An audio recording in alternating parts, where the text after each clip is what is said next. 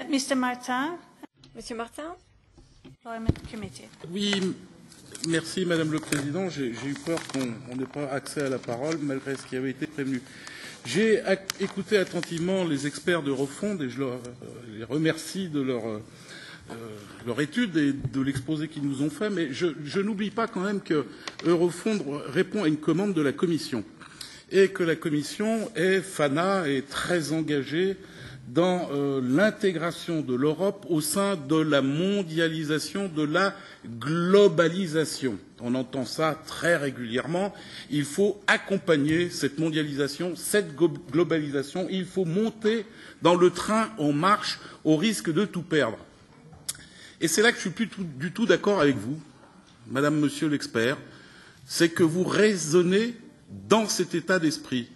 La mondialisation, pour moi, c'est simple, c'est faire fabriquer à des esclaves de pays low cost pour vendre aux chômeurs de pays dits développés, européens. Et vous partez d'un constat, on l'a entendu de la partie de cette dame qui a dit mais oh les PMI, PME, elles nous embêtent, finalement, il vaudrait mieux aider les start-up qui déjà veulent travailler à l'international. Moi, j'aimerais quand même vous rappeler que ces PMI, PME, je parle pour la France, représentent 90% des emplois salariés.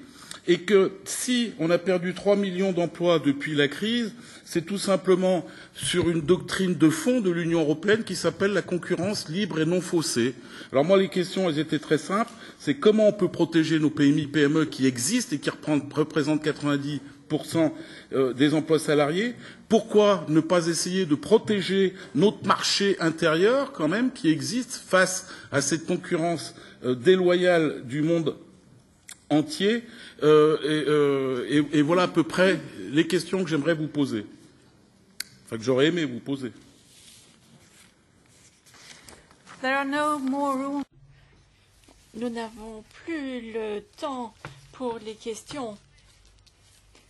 Bon, moi, je suis née dans les années 50. Vous, je ne sais pas.